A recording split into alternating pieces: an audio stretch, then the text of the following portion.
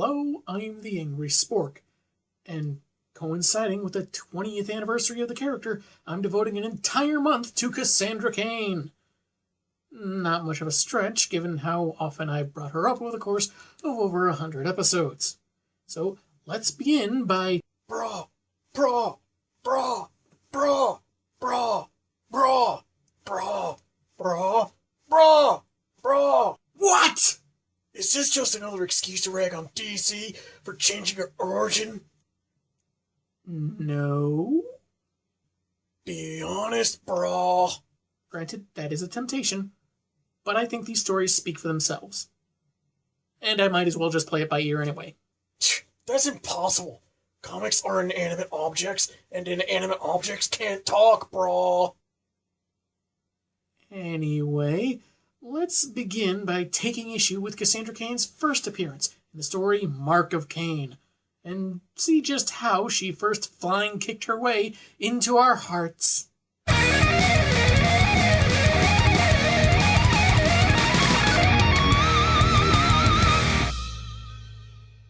Part 1 is Batman number 567, written by Kelly Puckett with art by Damian Scott, John Floyd, and Greg Wright. The cover sees Batgirl, at this time Helena Bertinelli, dropping down with a lightning bolt in the background. Also note the side banner and the title covered in barbed wire. I've heard of protecting your brand, but this is ridiculous! We open to Batman finding several dead men, some of whom are strung up against a brick wall, and his own emblem defaced, meaning these guys may have been on Bruce's side. He's later burying them and taking a moment of silent prayer. He's observed by Batgirl, who seems too timid to approach, and appears to walk away until hearing someone say, "I trusted you," only to turn around to find no one. Gotham may have descended into an earthquake-ravaged dystopia cut off from the rest of the world, but some habits are still hard to break, even for Batman. Barbara Gordon is in her clock tower, surprised by her best courier who she's been waiting on, Cass, with an apple for her teacher. Either she somehow learned this old-timey trope despite being on her own for so long and not speaking, or it's an adorable coincidence with extra meaning since, no man's land, scarcity of food, and all that. Barb coaches Cassandra to say the word stop, and she makes a little progress before Commissioner Jim Gordon walks in with a couple of officers needing to speak to his daughter. I think Cassandra's expressions on this page are definitely worth noting. You see her honest focus to learn to speak and the somber expression of seeing a father and daughter that are so close. And I'm not crying, you're crying! She walks out of the building, seeing David Cain and hiding before he spots her. She carefully follows him to a nearby complex, where he ascends several floors to a window and readies his rifle. He takes aim at Gordon as he's on his way out, only for Cassie to dash into his line of sight. Look how Gordon's expression hasn't changed. It just denotes how quick this girl is moving. Cain is taken aback by her presence, and then furthermore by officers opening fire on him. Just look how he takes that bullet, like he's more concerned with having to sew up his suit than the wound itself. He seems to take out an officer that tried sneaking up on him, and eludes his backup as he escapes. Meanwhile, Batman is dealing with the one responsible for the deaths at the beginning of the issue. Two-Face is gagged and tied to his bed with an excessive amount of rope. Come on, resources are scarce, man. He's vowed to avenge the fallen, but with no judge or jury for typical court proceedings, that raises the question of just how to fulfill that promise. He decides to take a page from Harvey's book and flip his trademark coin. We don't see the outcome, though, and he just tosses it back, warning his former friend not to push him too far, or they'll both lose. I'll start by stabbing you with my extra pointy shoulders. Jim's trying to get Cass to name the gunman, but all she offers is a drawing he doesn't understand. Note how no one is condescending to her by offering candy. Barb takes a look, and instead of putting it on the refrigerator, recognizes it. It's the Mark of Cain! Roll credit... Oh, sorry, wrong show. Anyway, given that David Cain isn't above shooting girls, apparently, Jimbo wonders why his protector didn't get shot herself. You know him, don't you? Since Cass can't tell him he forgot the question marks there, she indicates that her connection to Cain is the same as Barbara's to Jim. You're his daughter? and she's out way past curfew. Jim's determined to bring in Cain for killing 2 of his officers, and doesn't want the teenaged human shield risking her life. When it becomes apparent they're going to try reining her in, Cassie is quick to take Gordon's keys and lock them inside the room. If anyone asks, it wasn't a teenage girl that locked us in here. It was Penguin and a gang of gun-toting demon ninjas. Are we clear? It just so happens David is on the other side of that door. He tries shooing Cass away, even shooting around her, but no dice. Instead, she takes his gun and clocks him, knocking out a tooth and some blood. Her hand covered in red triggers a flashback, her younger self being the only figure in color as a man at a desk grasps his throat and falls over, dead. In the present, she cries out, tearfully pleading for her dad to stop. His waterworks get started at the revelation that Cass can speak. As Gordon busts down the door, Cassie recalls how instead of a hug for her proud pappy, she punched him and ran way back when. Before he can pick up his weapon and finish off the commissioner, she tackles him out the window.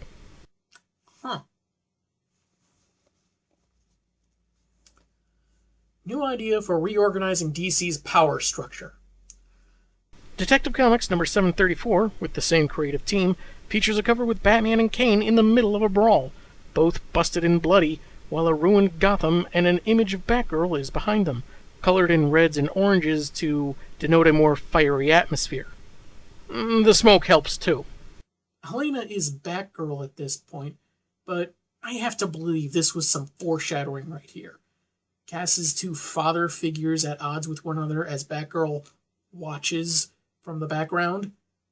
That cannot be a coincidence, especially when Helena's Batgirl only shows up in the first part and at no other point in this particular 2-parter. We open to Bats crouched on a balcony, muttering about how a bullet to the head would be an appropriate fix to a certain problem. No, we haven't slipped into Batman v Superman. Note the hand of an unconscious goon down there. He's merely reading the lips of Two-Face and the Tallyman, talking about how they've hired someone to take out Gordon. Through bat binoculars, the Dark Knight sees just who they're talking about, rappelling to a window. This must have taken place moments before this, which closed the previous chapter. As they plummet downward, Cain smiles and compliments the girl on her attack. As they're falling. For all he knows, they're about to die after seeing each other for the first time in years, and he can only express pride in his child. I dare you to compare.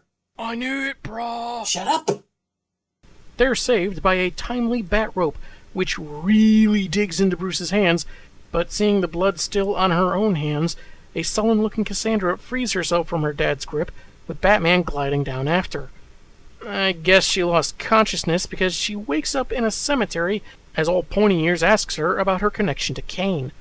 After finding she doesn't speak any language, her hand signals and a flashback to his own tutelage under David gives the realization that the only language she knows is violence. Violence is a language? Hey, I am bilingual.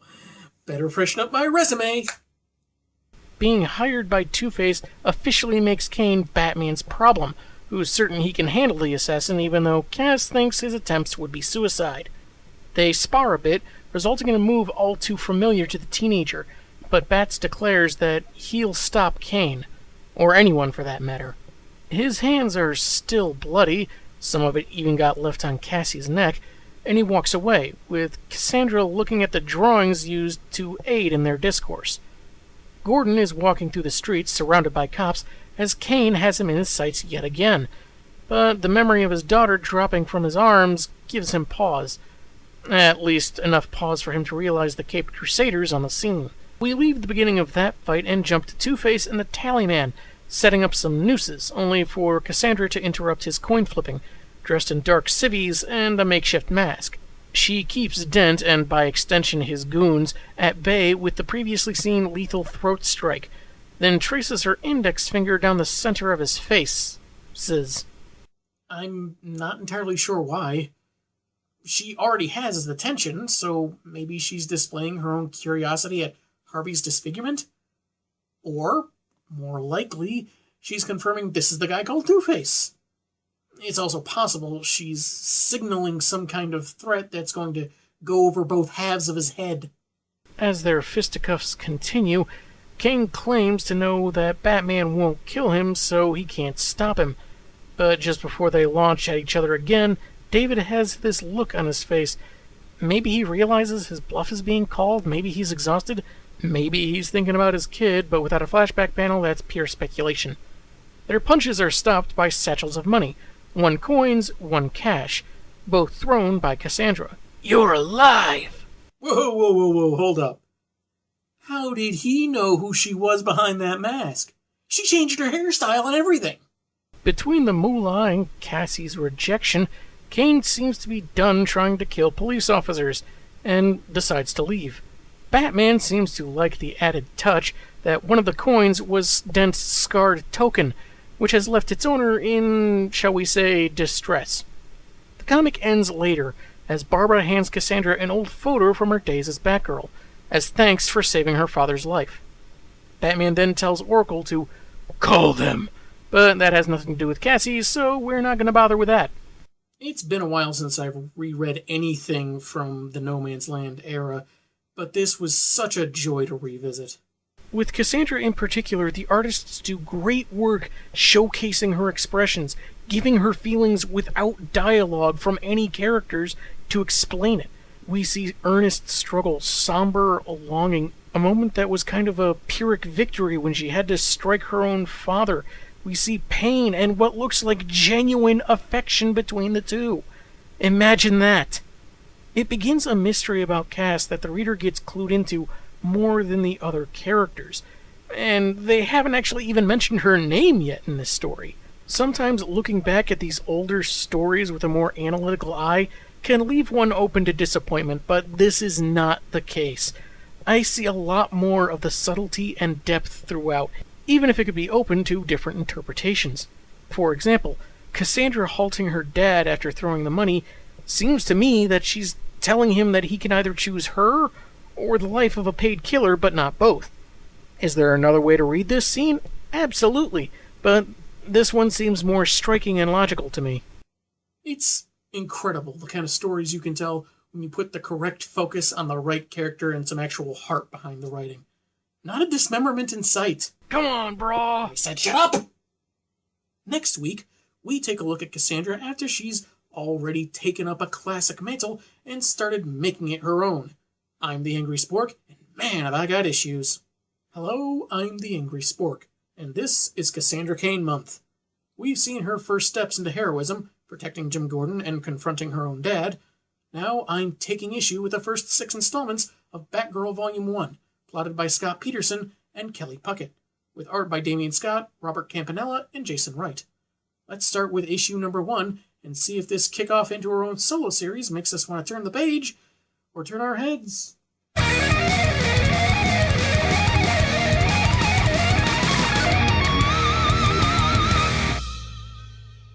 The cover is downright iconic, centered on Cassandra as she swings among the buildings of muted colors, with her grapnel line flailing about. The only criticism I have is that this little tag they gave all the Bat books at the time, it's supposed to be Batman's mask, but the way it's cut off always looked weird to me. But on with the story. A group of G.I. Joe rejects remove their blindfolds to find David Cain setting up a high-speed camera, and instructing the first of them to pick up a knife from the plastic mat and try to cut young Cassandra. They all laugh it off as one declines the use of the blade, but the comedy is soon finished as the girl absolutely wrecks the initial challenger. Jump to present day, where Cass is sparring with the Scream-a-Sticks against Oracle, who manages to get the upper hand when her charge is distracted by the Batgirl photo she was previously gifted. Combat training is done, and Babs wants to get to work on a file for the new Batgirl, but needs to rename the file on her era. Old Batgirl? That's flattering. Let's see. Original Batgirl. Bat Cain would like to have a word with you. Though unsure how she was acquired, at this time speculated she may have been bought or kidnapped, Cass left David about 9 years prior. As demonstrated by a dandelion, she's just drifted since then. Very clever visualization here. She may only know 10 or so words, but Barb still considers Cass to be highly intelligent, a passage made just as we see she's ready for a kung fu night in the town. We flash back to an alley in maybe Hong Kong, giving what little signage I can see, where a man smacks around another and steals his bottle of booze, stepping on his face for good measure.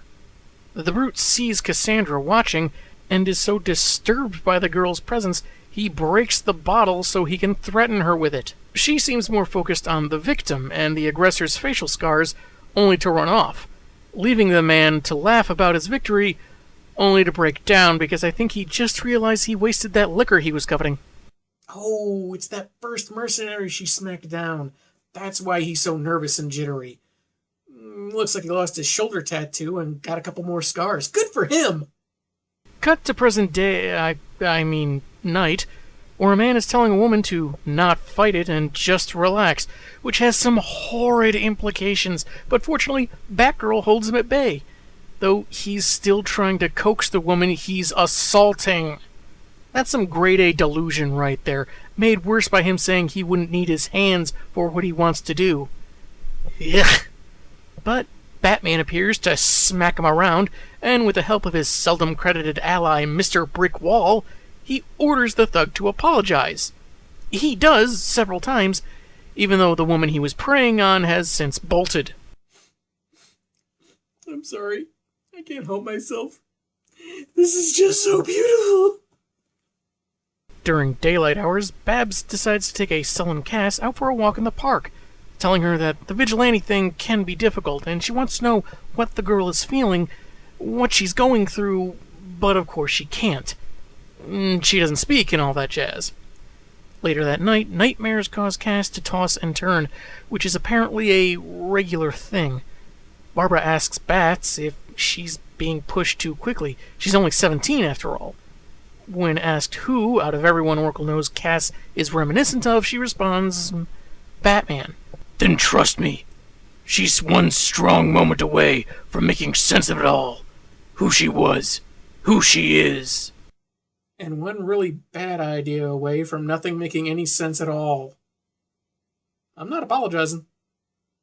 As it happens, Bats has discovered that Cain had tried this form of training before, putting infants in isolation and forcing their brains as language centers to interpret physical movement as a language unto itself. Thus, how Cass knows what people are saying without knowing the words, on top of her combative prowess. Babs sensed as much when they were practicing Eskrima, but given her mentor was an assassin, he never would have taught her. But Bruce did the previous week. Cass picked it up in 5 minutes. And all she needed was 8 years of continuous and torturous training. You can see the BuzzFeed headline for it now. Karate schools hate him. Dad develops one weird trick to learning any combat technique in mere minutes. Cass and Bats are sparring in the one abandoned warehouse in Gotham not usurped by a supercriminal. He can tell she's holding back, and so orders her to show him what she can really do. And no sooner does he suggest she's out of shape than he spits up some blood. Internal bleeding is hilarious. They hear a noise outside, and we jump to a dead guard beside an armored truck. It looks like Batgirl is kind of just watching while Batman seems to chase down a shadowed figure in the background. In the nearby building, a man is uttering a prayer, one about serenity and courage for change and all that, while putting money in a duffel bag. Note the murk on his jacket when he busts down the door, only for B-Girl to knock his gun away, slam him against the wall, and let him go because she recognizes who he is. Wow, it really is a small world after all. She sees her silhouette, so similar to her boss, and the dead guard for dramatic effect. She then grabs the goon, knocking him around and stepping on his face for good measure. It's when she tells him to shut up that he finally recognizes her too, before being kicked unconscious. Later, Batman basically tells her Gotham is her sandbox to play in, except for costume freaks, those are off limits. Remember, on those streets, you are me. Okay, now you're you, I'm me. I'm me? Cassie grasps Bat's cheek, probably as thanks for this opportunity, and swings off. The final page sees Cassandra with blood on her face, as David is watching some old home movies with a bottle of vodka in his hand. I love how this issue did a lot of good work showing Cassandra as a character, an individual, without half-heartedly trying to clumsily exposit her deal. There were great moments of showing rather than telling, and it focused on Cass and not someone else. How novel.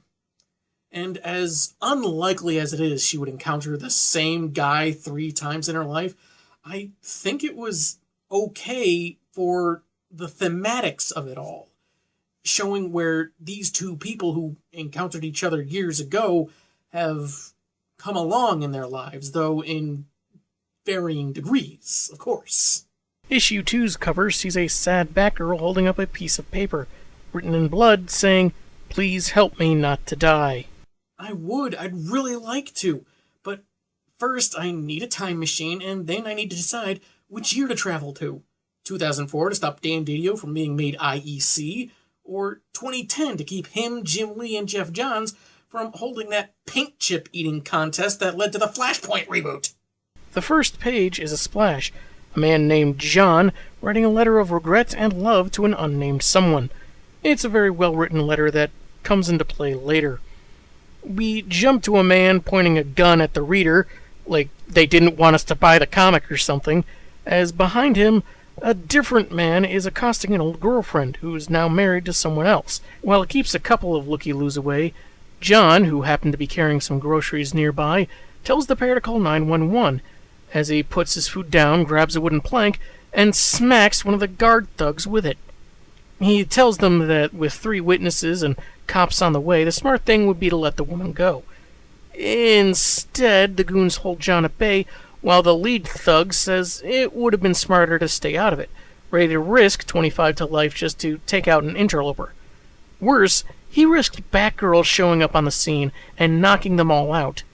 She hands John his groceries and kisses him on the cheek. Probably a way to show appreciation for his bravery. It's a tad more affectionate than I remember her being, but then again, it's been a while since I've read these. The next afternoon, Babs can tell something is up, but Cass chooses not to elaborate. These 2 panels are pretty hilarious. Her expression seems kind of blank, but at the same time, she seems to be brushing Barbara off just for the fun of it. Miss Gordon, however, points to a vocabulary book suggesting what she can learn so they can talk verbally, but Cass doesn't seem interested. You know, considering how adept she is at physical movements, the observations, the analyzing of them, I'm surprised that in all of the Bat family, including the all-around knowledgeable Bruce, the hacker extraordinaire Barbara, or the ever-clever Tim Drake, not a single one of them thought to suggest sign language. Sure, they'd need to learn it too, to some degree, but at least it'd be something, right? Cass gets excited when she recognizes John on a newscast, which is explaining that he was abducted from his apartment that morning. This doesn't sit well with our young heroine, and while Oracle does her information broker thing, she sends her charge to ease some tension by working on a punching bag. The bag did not survive.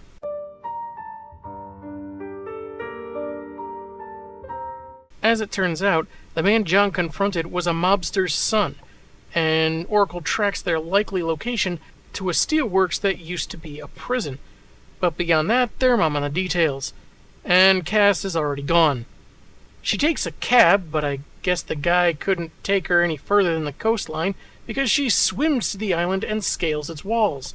She forces a guard to open a cell door, but the fighter that can see moves before they happen apparently didn't expect him to toss the keys out the barred window. She knocks him out and finds John beaten, a few busted ribs, as indicated by Batgirl poking his chest, and Cassandra starts delivering flying kicks to the wall.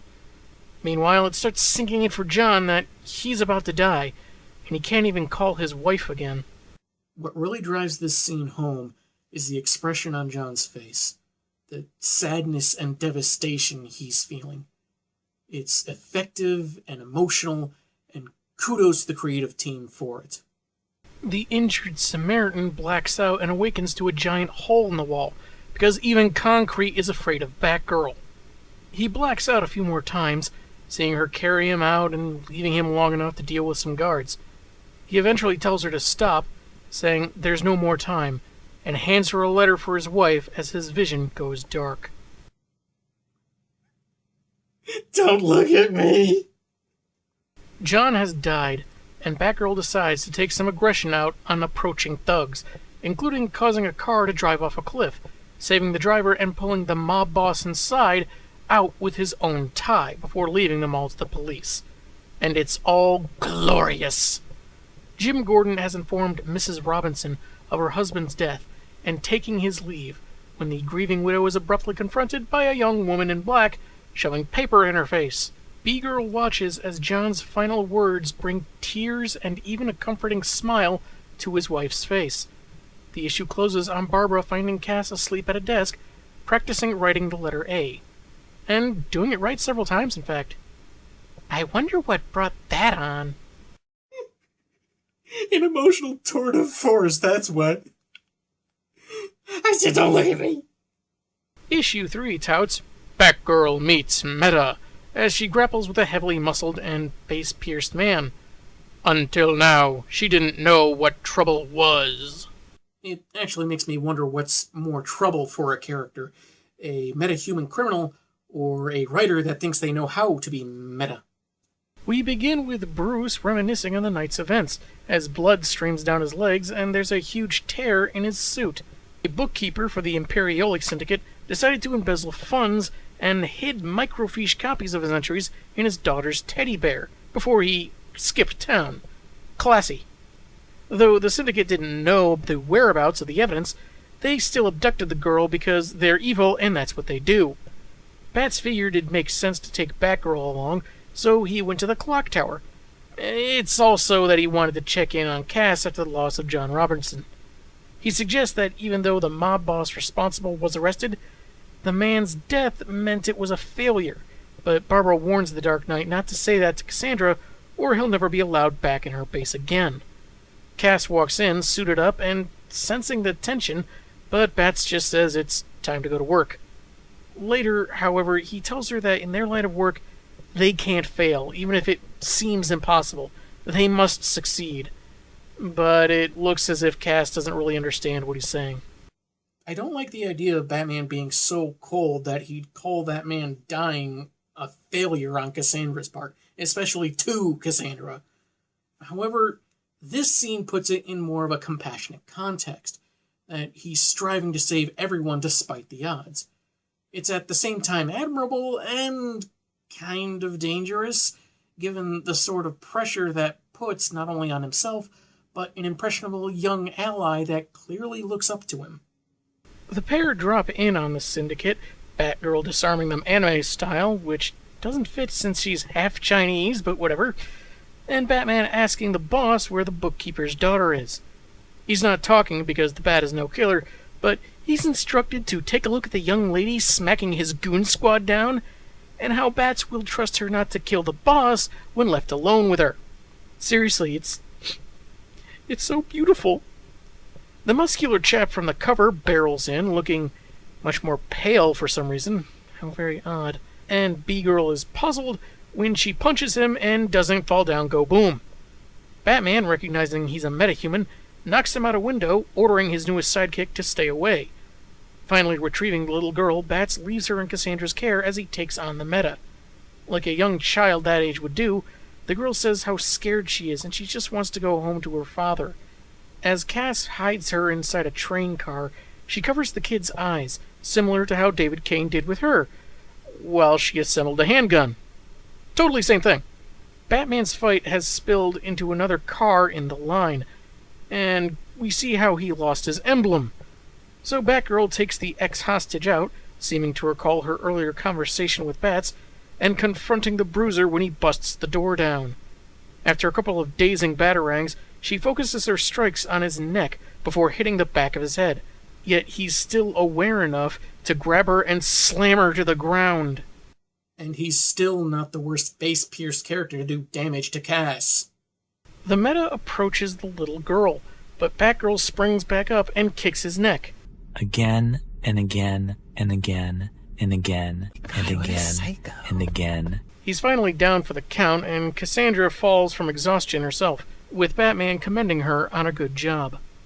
Later, Bruce is in the Batcave in a fairly good mood as he takes the microfiche out of the teddy bear. So, a small child whose father skipped town, whose other family we have no information on, does not currently have the one comforting item that could keep her from going full-blown panic. Real smart, world's greatest detective.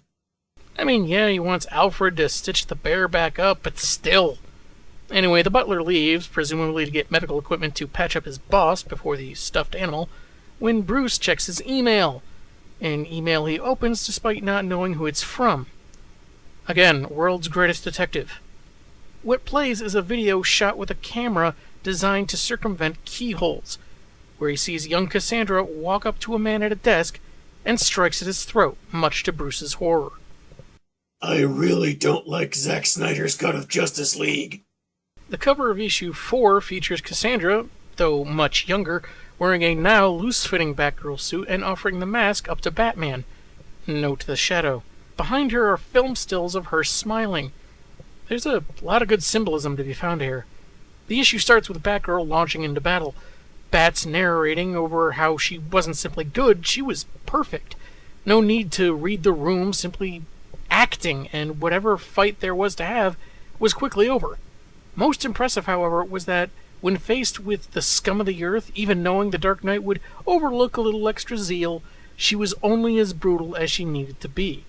Almost gentle in a way. He's explaining this to Alfred and reminded he's still bleeding, all for the context of showing the 10-year-old video of a little girl killing a man, unidentified, but not hard to tell what kind of work he does. Alfred thinks that means there's a teenage killer on the loose, but Bruce elucidates that it's Batgirl. Speaking of, she is putting her mask on while Barbara, unaware, speaks to Nightwing about how, after 3 months of living with Cassie, she wishes she could connect with her more, know what's inside her head, and admits that it's kind of hard to care about her otherwise. However, there doesn't seem to be that awkward, they're right behind me, aren't they moment, as Cass is heading out on patrol again, too hard-headed for something like a concussion to keep her down. In the cave, Alfred examines Cassandra's face before the fatal attack.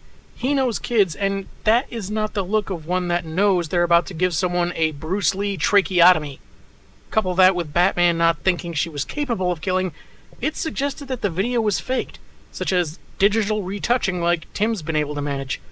This puts Bruce's mind at ease, attributing his doubts to the blood loss. And now we know Tim Drake's dark secret. He uses the Batcomputer to make memes.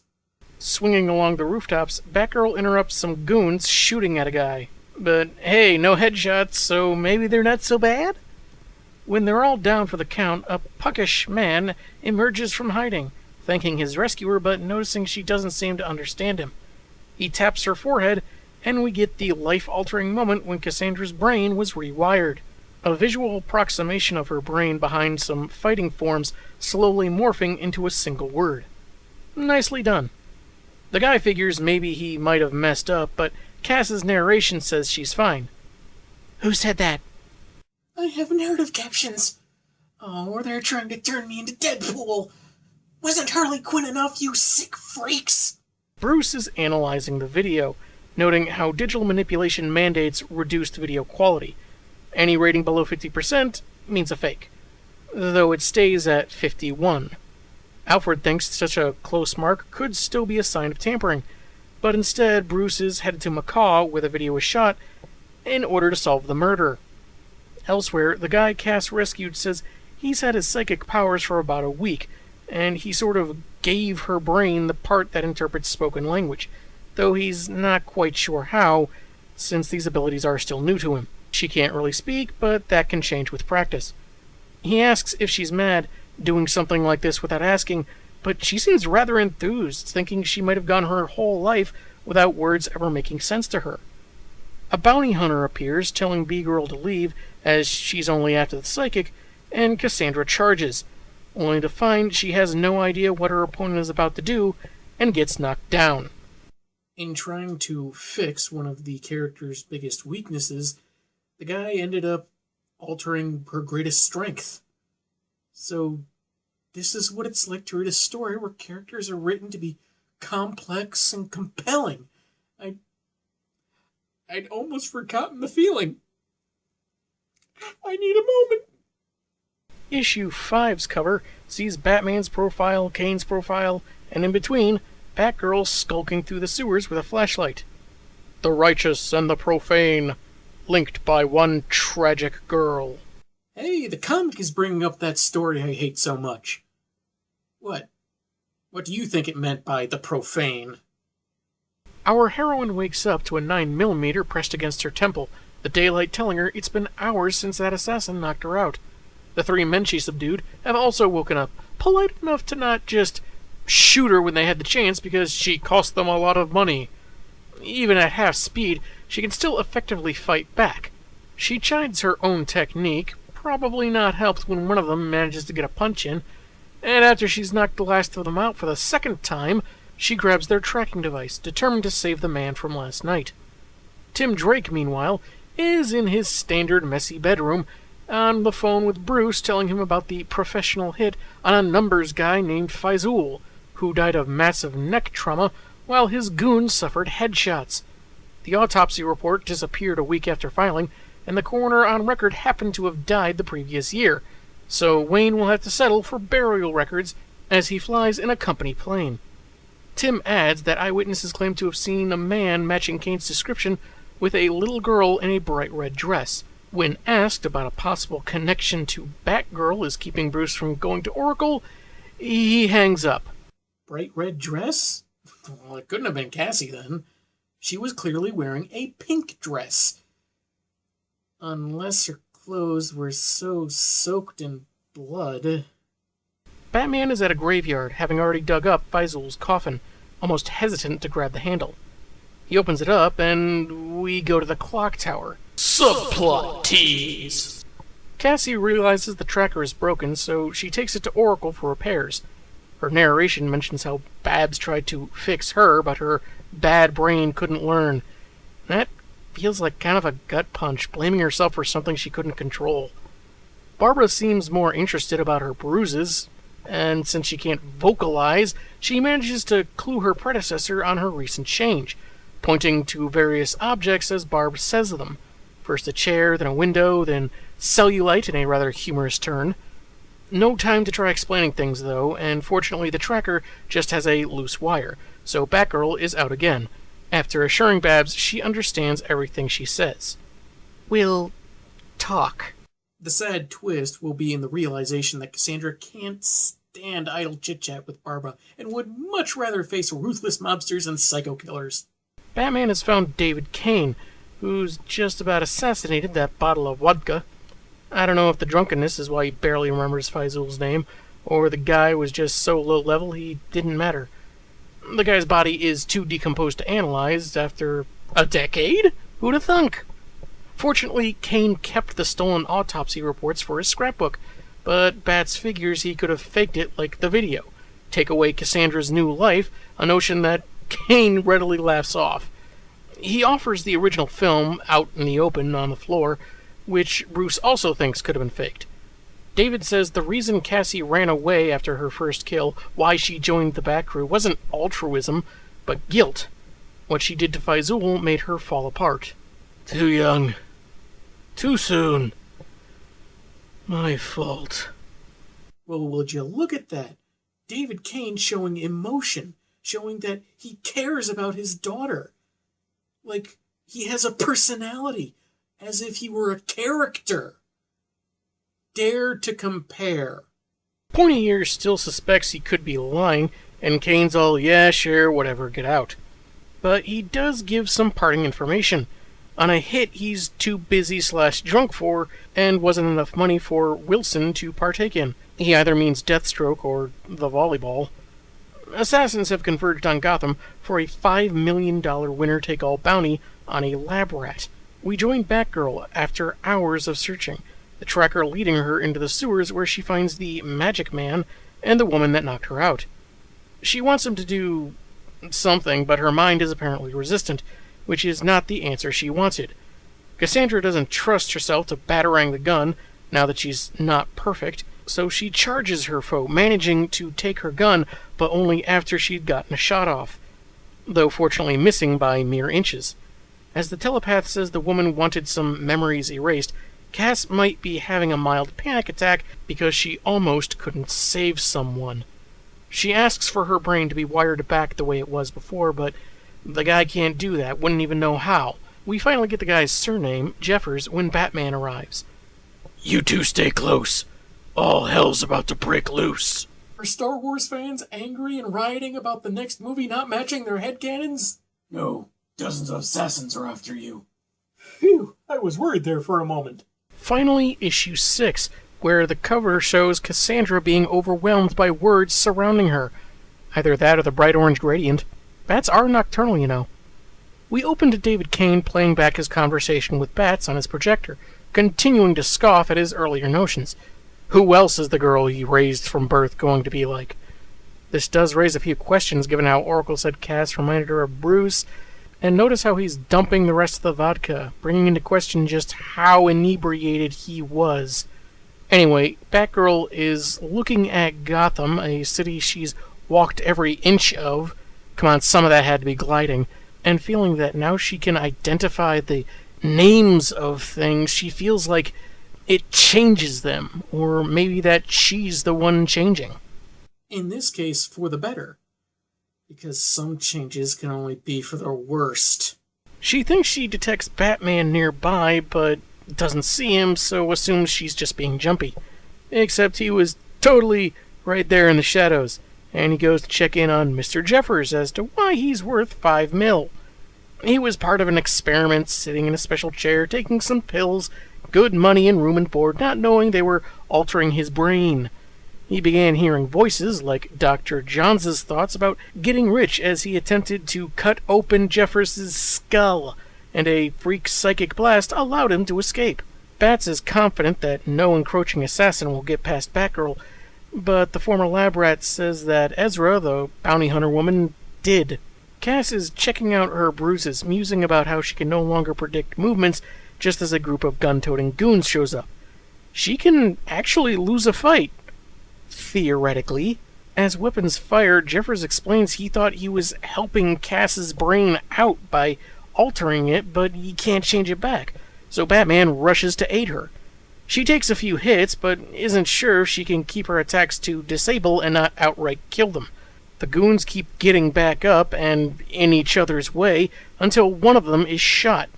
She's surprised, possibly horrified by his death, given enough pause for the other two to grab her and threaten information out of her. But anger takes over, and her predicament is short-lived. She slams the shooter against a wall, feeling his heartbeat and delivering a strike to his chest to give him a taste of what he doled out to one of his own. His heart is stopped for 3 seconds before she restarts it and tells him to consider that the next time he pulls a gun. It's a nice sentiment, given the context, but it might have been more effective if it wasn't inner monologue. Bats mentions he was concerned that the alterations to her brain would have affected her skills, but those have been more or less alleviated. He hands B-Girl a tracker to find him and Jeffers later, near Robinson Park, which sounds like something you should absolutely say to an assassin within earshot, but tells her to retrieve someone first, and to hold off on any further lessons. In a gated-off building, Dr. Herbert Rutherford Johns is calling his dad for $5 million in exchange for never hearing from him again. I guess being on bad terms is working in his favor, until Batgirl arrives to collect him and takes him to a shack in a clearing among some trees. She susses out that Batman's plan is to force the bounty hunters to stay in the cover while they ambush them. Well, him anyway. He wants her to stay inside with Jeffers in the dock, and after stopping someone's heart on instinct, he doesn't want any more surprises. Like he never caused anyone to have a cardiac episode or something. Before long, she's watching Batman take on a couple handfuls of goons at once, but she hears more coming from the opposite side.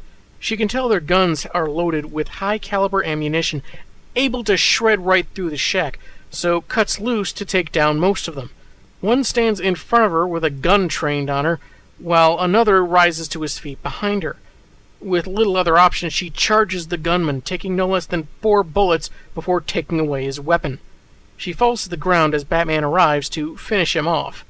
She wakes up in the Batcave, possibly her first time there, and is asked why she took such a suicidal risk. Her answer? Instinct. And that was the first 6 issues of Batgirl. Why so many? Well, part of it was inspired by the DC Universe streaming site. Someone started a book club discussion thread of these issues, and seeing how closely they weave together, I thought they'd be fitting for this installment of the month. My original idea for this celebration was to review all 73 issues of her entire run. If you thought 6 was hefty, imagine 18 per episode. I thoroughly endorse and recommend picking up the trades or back issues of Cassie's time as Batgirl. The art isn't without a few minor mistakes here or there, and it can lean toward a more abstract as far as the visuals are concerned, but it works so well for the expressions and Cassie's movements. They manage to convey a lot without needing dialogue to explain it. Even the expository narrations or conversations don't feel forced or unnecessary. There are some details they left out that might have been nice to know, but given the depth and the themes at work, they may not have been necessary. The name of the mob boss isn't overly important in a story about a good Samaritan and the influence he has on Cassandra. And I did mention that maybe Cain was faking his drunkenness to a degree, but I think it just reinforces what I've been saying, that this version of David Cain actually cared about his daughter as more than just a weapon, but as his child. And he was willing to try and fool Batman, seemingly successfully, if he thought he might be able to get her back. Next week we cross the halfway mark of Cassandra Cain month, as we observe the second dumbest change to this character, her inexplicable turn to evil. I'm the Angry Spork, and man have I got issues.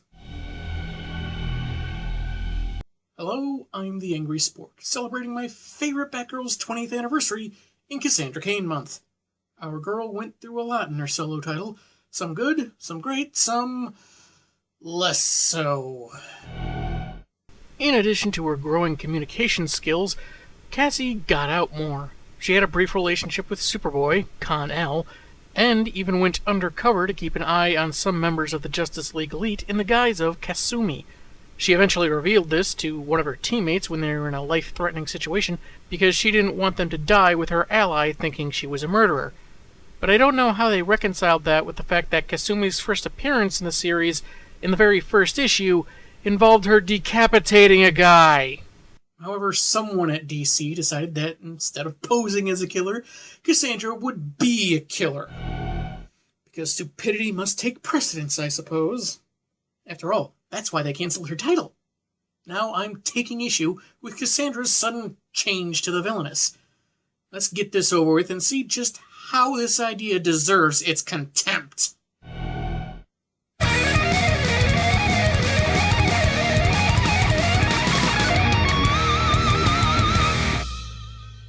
We start with Robin number 148, written by Adam Beechin with art by Carl Kerschel, Wayne Faucher, Prentice Rollins, and Guy Major. We see Robin stand before the readers, seemingly angry and ready for a fight, as behind him a bat-style silhouette readies to stab him with a very solid dagger, all in front of an enormous moon. You throw another moon at me, and I'm gonna lose it. Well, Stark didn't say anything about throwing moons at someone else. In another universe. There's other stuff going on in this title, so I'm only going to focus on the cast-related portions. The comic begins with Tim blinded by floodlights as he's getting the tar beaten out of him, too quickly for any defense or counterattack. After the assault is over, however, he finds the only other person is a dead body, in a Batgirl suit, with R-blades in her neck and chest.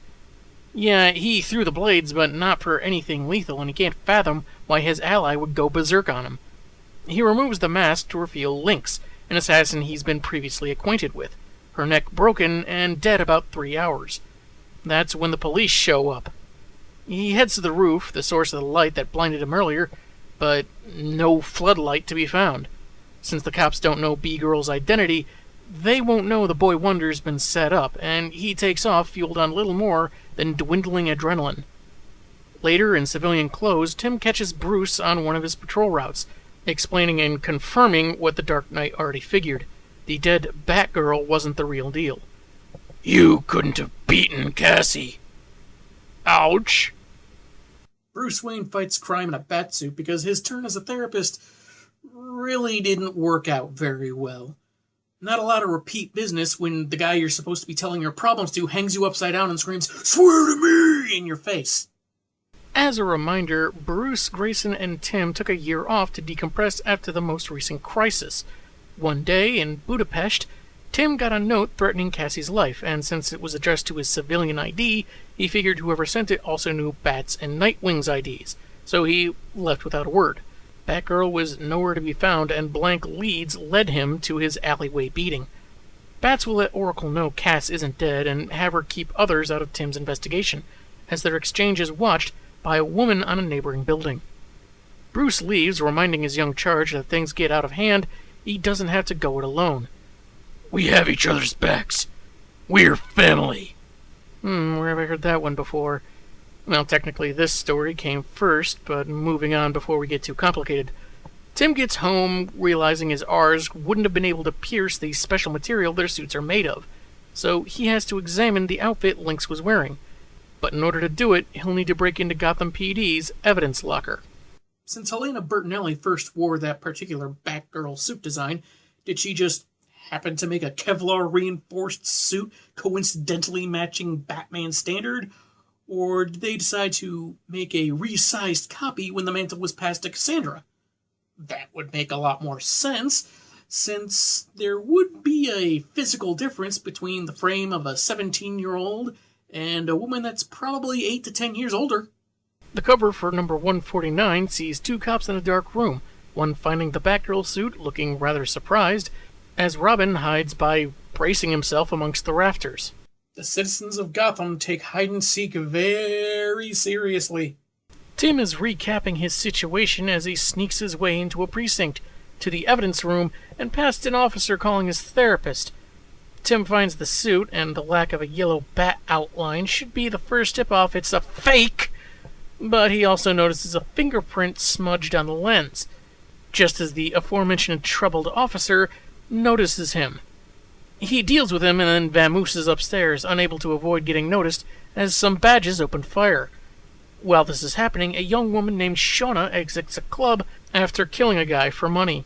She's attacked in an alley with a voice calling her by her real name, Anna Lee, and she's referred to as unworthy of what he taught her, wasting what was given to them all, calling her a sister, before going all Man of Steel. Tim has managed to evade police by disguising himself as one of them, and goes home to study the Batgirl mask when Lady Shiva drops in for a visit. Nissa Al Ghul, Talia's sister that had assumed control of the League of Assassins, was killed earlier that night by a car bomb overseas, and since this is happening so close to the presumed death of Batgirl that Robin is blamed for, the League is likely involved. So did she print that story off a website while she was at an internet cafe or something? I mean, the story seems pretty fresh to have all those details, but hey, as the story demands, right? Because the result was just so great, right? Shiva pieces out after saying she doesn't know where Cass is, leaving Tim to inspect a slip of paper he found within the mask, written in Navajo. And more than that, the message uses the same technique akin to code talkers of World War II. Something that Bruce apparently taught Tim and Cassandra. Because when you have someone whose upbringing makes it incredibly difficult for her to learn to read or write English, Navajo and a complicated cipher are just a cinch, right? No, it isn't. The decoded message reads, "We have Cassandra Cain. Bring David Cain to the Blithedale oil fields at 10 p.m. June 7, or she dies. Tell no one, or she dies." I guess the code must have instructed Tim to underline the recurring word dies a couple of times, meaning these people mean business. This takes us to issue 150, the cover of which sees Tim swinging high above the coastal section of Gotham while smiling for some reason. Not something readers were doing much of when this was done. He's wading through the sewers and using some interesting tech to bypass underground security, all to pick the lock to David Cain's cell. He quickly subdues him and takes him out of the prison, tied up in such a way that cuts off his oxygen if he moves his limbs too much. and finally asks where to find Cass. Oh, sure, when Tim does it here, it's heroic. But when I suggest doing the same thing to Dan Didio, suddenly it's all court hearings this, and psychological evaluation that, and please put down the blowtorch. It's double standard, I tell you. Tim figures that abducting his daughter was a scam planned by David to get out of Blackgate Prison, but the assassin says he could have escaped at any time, he just hasn't wanted to, and can't recall the last time he saw Cassie. So Rob punches him out and takes him aboard his Bat Gyro to the aforementioned oil fields.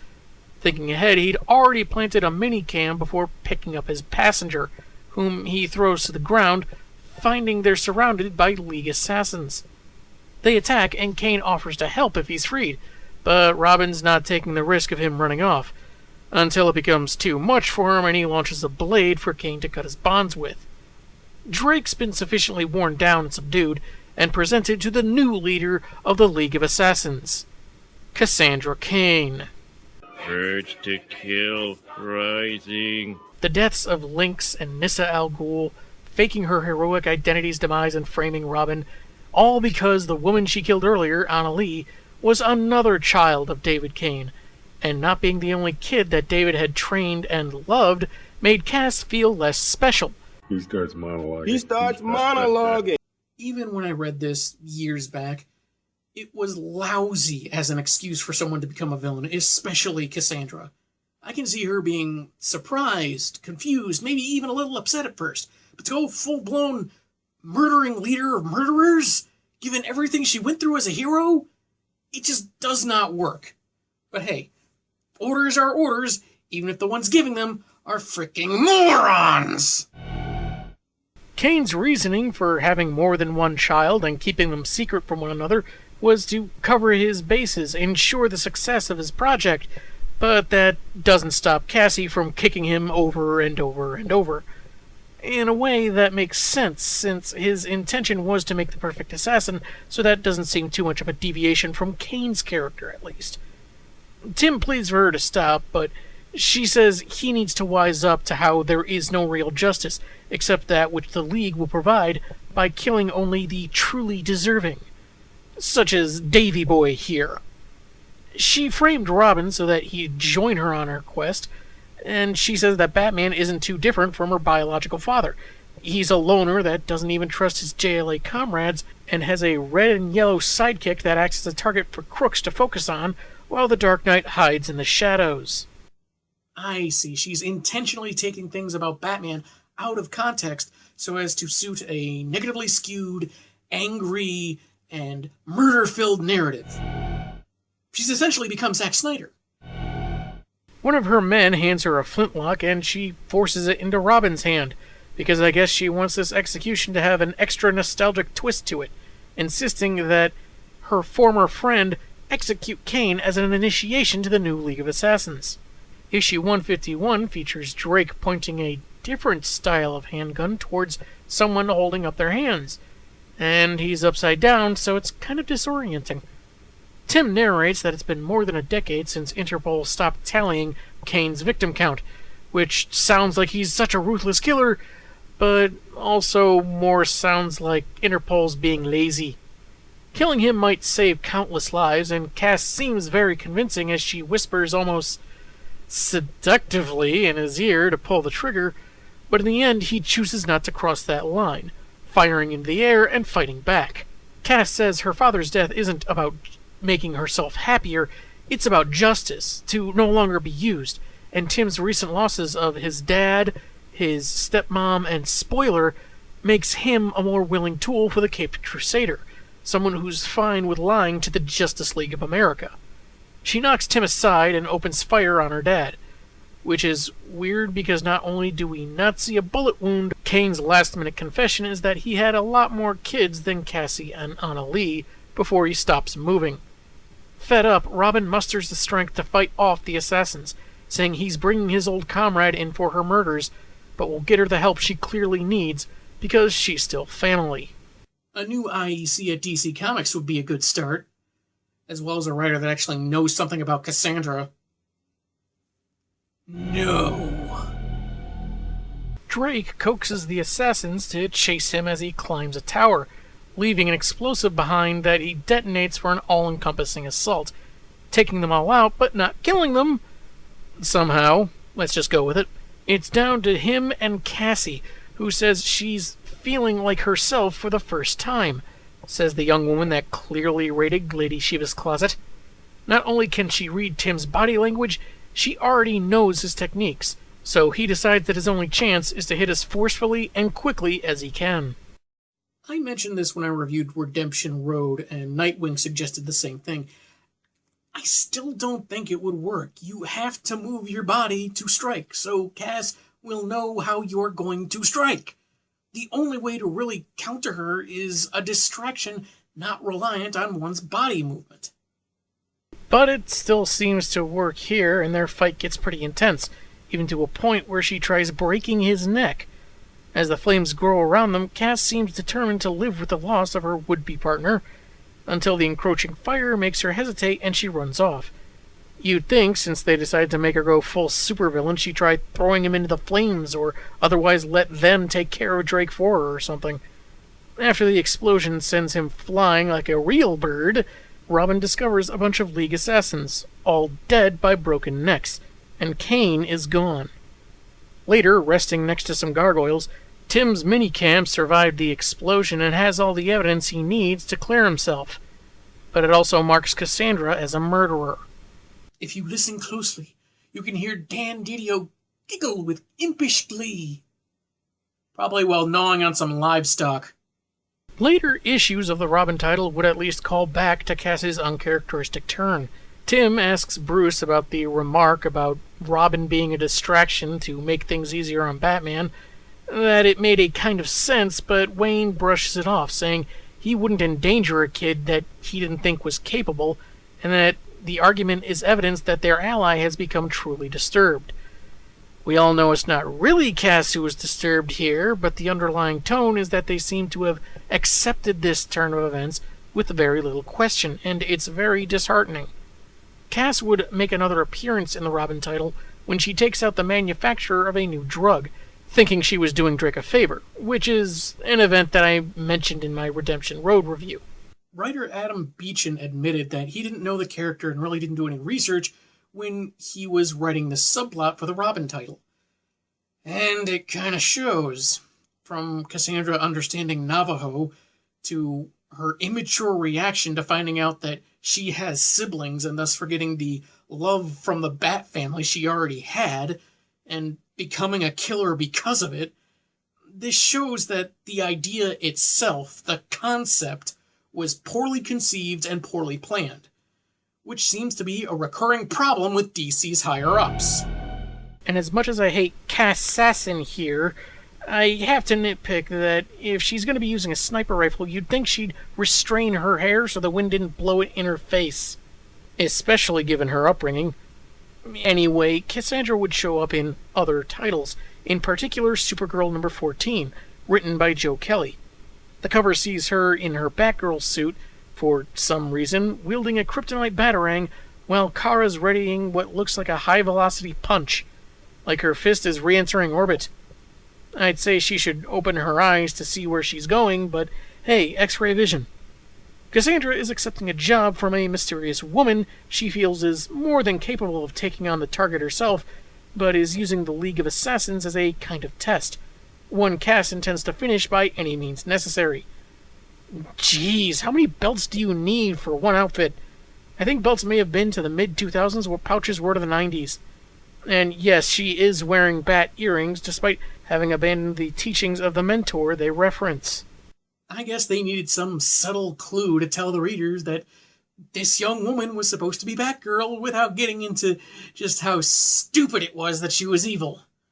Ugh. And it's really weird to see Cass call herself slow, something her father apparently punished her for, when, remember, she had picked up Eskrima stick fighting within 5 minutes? So I guess no one informed Joe Kelly about the finer details of Cassandra either.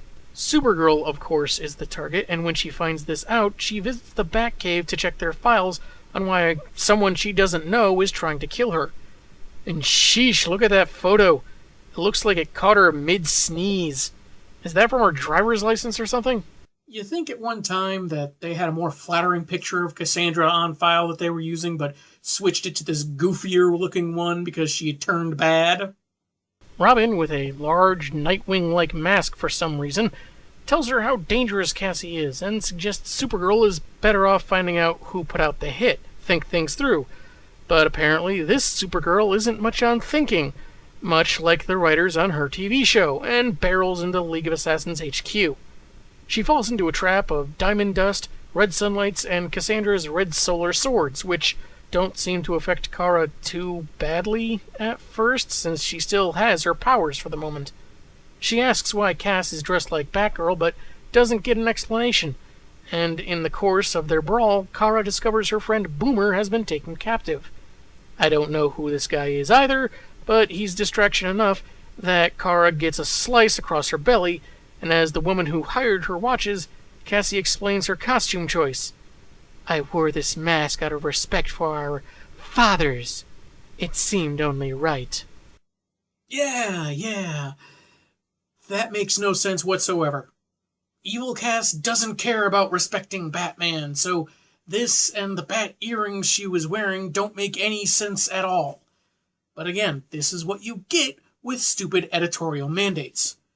Trickle-down economics doesn't work, but trickle-down stupidity seems alive and well. This isn't a knock against Joe Kelly. I've never really had a problem with his writing, but this seemed more something he was told to write because of how it linked to larger storylines to come, not unlike Beecham's situation. Anyway, before the killing strike is dealt, there's some junk about not being special, something happens, something that's been hinted at in flashbacks throughout the issue, and crystalline spikes erupt from Supergirl's back, wounding but not killing evil Cass, and leaving Kara fine. Even her earlier wounds are gone. And I guess Cass just slunk away while her target rescued her friend, since the comic ends on a completely different subplot. A couple months after this issue, the miniseries World War III by Keith Champagne would take us back to when Bruce, Tim, and Grayson were on their year-long vacation, and Gotham was left to the care of a rehabilitated Harvey Dent. Which is ludicrous in and of itself. Not only is Batman leaving the entire city to be protected by a guy that doesn't seem to have nearly the training he or his least trained allies have, he's taking a guy that lived in the madness of Gotham's underworld for so long and letting him face it alone, night after night, no backup or protective gear. I might have to reread Infinite Crisis to see if Batman suffered any massive head injury to explain this decision. The scene is observed by both Batgirl and Deathstroke, and no context given as to why she isn't attacking a known assassin. Wilson uses the fact that a disgraced, formerly insane district attorney was chosen to protect Gotham instead of her. He persuades Cass to the idea that she was always born to be a killer, and he accepts her as such. Batman only tolerates her, only so long as she upholds his rules and changes to his whims. Saying Bats couldn't take her on his best day, he leaves her alone to contemplate his words. And that one page is the most Cass we get, not just in that issue, but in the whole mini-series from what I skimmed online. Even though she's 1/3 of the first issue's cover, which you would think implies some kind of prominence on her part in the story. But hey, it's not like covers throughout the history of comics haven't been varying degrees of misleading. The entire segment seemed more about reinforcing the idea that Cassie chose to turn her back on all the good she'd done and would otherwise continue to do. On par with multiple writers basically told to contribute to a bad idea that didn't make any sense to begin with, and none of them being particularly invested in the character or a radical new arc for her. But it was the after effect of a dumb call from some higher up, so what else is new for DC? I can't attest to the quality of Supergirl at that time or World War III, but the Robin title actually was pretty good despite the evil Cass subplot. Beechan did a fine job, had a lot of clever dialogue and good characterizations, with the notable exceptions. Next week, we close out this celebratory month by taking a look at how this mess started to get fixed. Hint, hint. I'm the Angry Spork, and man do I hate dumb ideas. Hello, I'm the Angry Spork, concluding Cassandra Cain month. Last week, we saw the results of someone's descent into madness, and the destruction it can cause. That destruction being to Cassie's character, and that someone that went bonkers was an unnamed higher-up at DC. But eventually someone wised up, and Jeff Johns penned a story that opened the doors to Redemption Road. For all the good it'd do come 2011.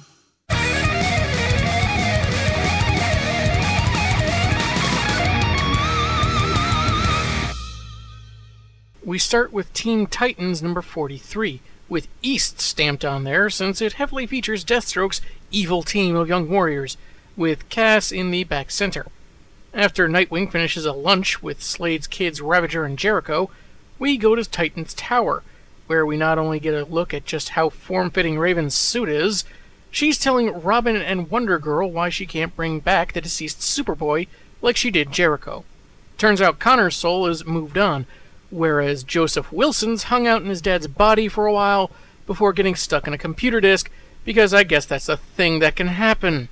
Their chat gets interrupted by an attack from a young speedster. Am I that forgetful? I think you mean forgettable, dude. He taunts them by dressing like Kid Flash, then Impulse, before settling into his own identity, Inertia. He's joined by Match, a Bizarro-like copy of Connor that retains his affections for Wonder Girl, which I'm sure she's totally thrilled about. We jump to Belle Rev Prison, where Cyborg escorts Miss Martian to the cell of the criminal Bombshell, whom McGann is planning to psychically scan in order to find out the name of who hired her from a previous encounter. She finds that not only was Bombshell a Teen Titan for a time, she's on a second such team. As in, presently. That's when One-Armed Risk busts a hole in the wall so Cassandra can cut Bombshell's throat because she didn't hold up her end of some deal. I'll be over soon. I'll be over soon. Duella Dent and Enigma, who is supposedly Riddler's daughter, but I'm not sure if that's biological, disable the power to the prison, opening various cells. One of whom, an apparently time-displaced young woman called Sun Girl, disables Megan. Meanwhile, in Los Feliz, Kid Devil is observing a Catholic Mass from the rafters when he's attacked by Kid Crusader, claiming to be working on behalf of God, and Deathstroke to save Kid D from the diabolical Neron. Demonic-looking kid is with the heroes, church-looking dude is working with the bad guys. There's a lot to unpack there, but that's not what this is about. Hey, tell them! Robin is woken up with a punch to the face, tied up and seeing Cassie alongside Deathstroke. Old One-Eye blames the Titans for the loss of his children, from the death of his oldest son to Grayson turning Ravager against him. That whole driving her insane with his super serum probably had nothing to do with it.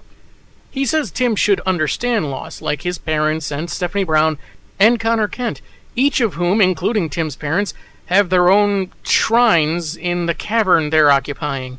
I mean, how did he get the clothes that Tim's parents would wear? I mean, and is that supposed to be Tim's mom's dress or Tim's stepmom's dress? You know what? Never mind. Slade's whole deal is like, you take family from me, I'm going to take family from you, and informing Cassandra that it is indeed time for her next shot. Urge to kill. Fading. Fading. Welcome to the only reason I picked up these comics, ladies and gentlemen. Admittedly, they were written pretty well, so much so that I did end up getting the other issues in Johns' run. And speaking as someone that just reviewed his Shazam retcon, I gotta ask, what happened? In New York, Joey and Rose are having a conversation, as much of one as you can have with someone who's completely mute, when he points out a familiar structure in the distance. Is that a building shaped like a giant lowercase t?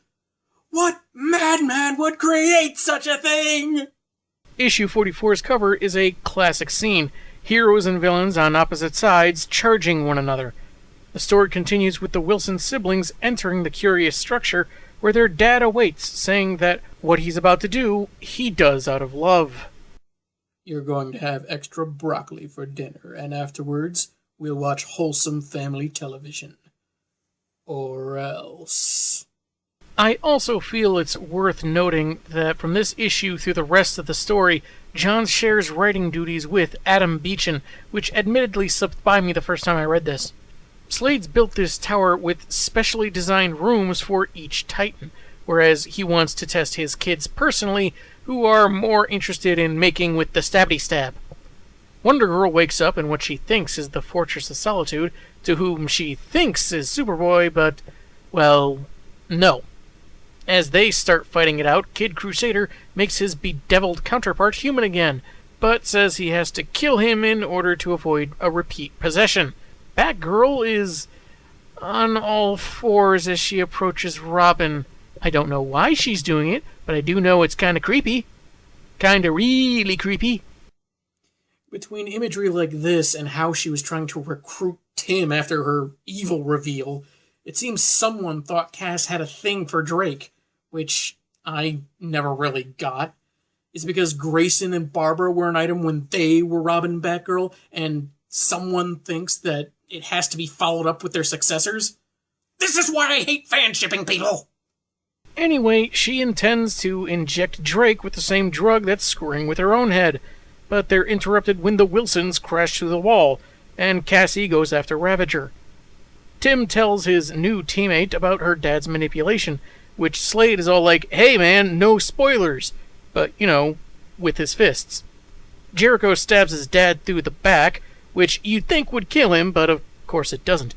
Meanwhile, Raven is psychologically tortured, Cyborg is disassembled, Megan's flesh is being boiled. No one's really having a great day. Sungirl and Inertia back up Slade by knocking back his kids, but orders them to fall in line. They don't notice that Robin manages to free himself with a stray Batblade, but Cassandra does. As it happens, Drake had planned for the possibility of Deathstroke's serum being addictive, and Rose succumbing to it again. So he developed a counter serum, which he manages to use on his Bat sister. A laser light show plays around her head while Tim boils everything she's done since 1 year later down to Slade's revenge plan. Cass confirms it all, saying she remembers being drugged and used, and intends to kill the man responsible. Fading. Rising? 2 steps forward and 1 step back, I guess. Still, it's better than some stories I've read where they take 5 steps back and then French kiss an electrical socket. Issue number 45. When Slade says you can't stay up past 10:30, you can't stay up past 10:30! Batgirl wastes no time tackling Slade, who says she's just ungrateful for the restoration of her true nature as a murderer, and is backed up by Jericho possessing Inertia. It doesn't go as planned, and weird thing, he orders Sungirl to find Batgirl and Robin, so instead of attacking Deathstroke further, Cass just up and disappeared between panels. Weird. Raven is still being knocked around by the self-professed daughters of Joker and Riddler, when Duella says she joined the Titans East because they asked. Ray offers her a place on the Teen Titans proper, and 1 punch to Riddle Chick later she accepts, ready to help fight her former boss. First order of business is to rescue Cyborg by having his captor relive losing his arm. Ow! While Megan and Kid Not Devil help each other escape, though it seems to have left Kid Crusader at the mercy of the demon essence he extracted earlier. Tim and Cass help fight Match, but more decisive is when Sandsmark belts him through a wall. The other 4 Titans reach the shore, only for more of their foes to regroup as well, with Batgirl going after Risk. Oh, really? You have the best martial artist around, and you have her go after the one-armed dude? That just seems extra unfair. I mean, sure, I don't really know anything about Risk, but still.